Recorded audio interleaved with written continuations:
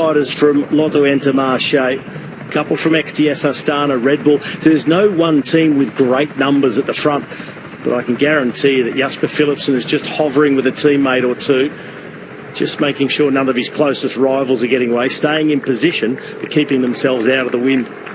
Attack now, Kopetsky, the fresh man who came across to this group. Good turns across the gap.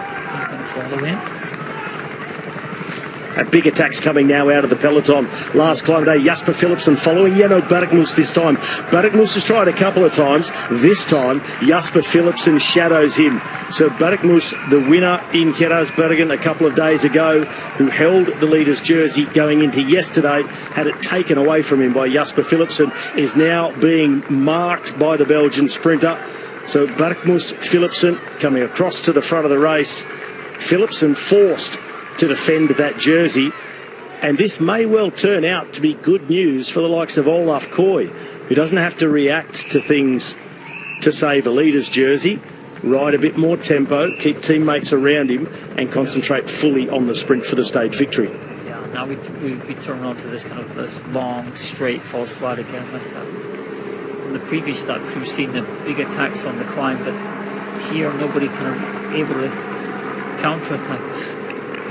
Just takes off again. Just one of the Van Dijks. Yeah, yes, it is one of the Van Dijken brothers from Red Bull Bora Hansgrohe.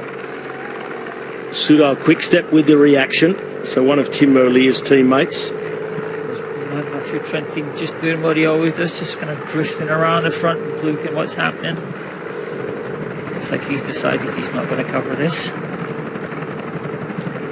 Well, when the stage has been as hard as this, attritional, lots of accelerations, really aggressive, Matteo Trentin starts to just floats around, develop more of a chance. Yeah, he becomes more of a threat in a sprint when everybody's legs are really burning, everybody's on the limit.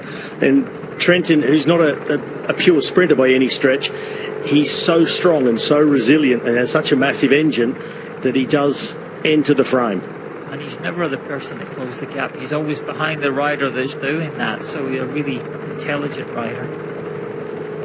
You can't buy experience. And that is Matteo Trentin. He's built it over years and years. And he's a very canny operator. Number 35 is Pepijn Renderik from Tudor Quickstep trying to cross that gap.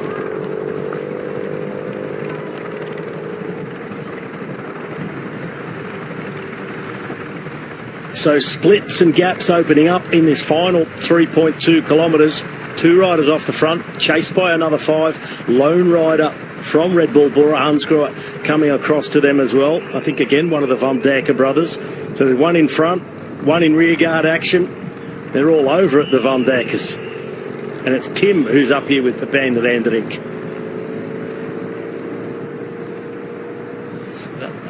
So really thinned out group too. 60 riders left up to that. So that makes things slightly easier to try and control if Alpecin-Premier Tech have got the numbers.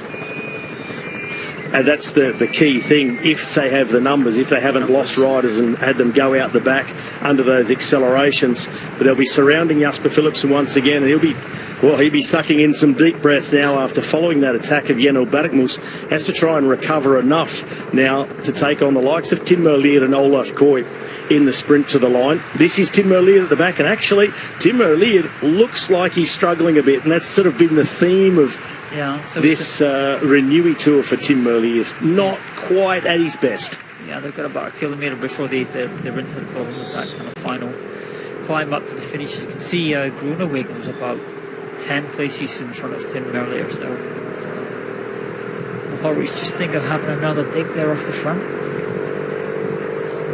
Covered by Net Company Ineos.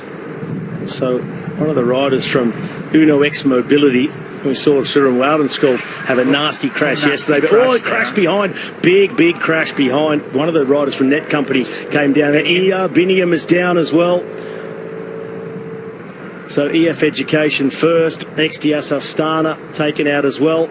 Well, there. Nobody too pleased with everybody else. And the rider from from Unibet gesturing towards Biniam. A lot of pushing and shoving, trying to get position in the final kilometre and a half, and a big attack here from...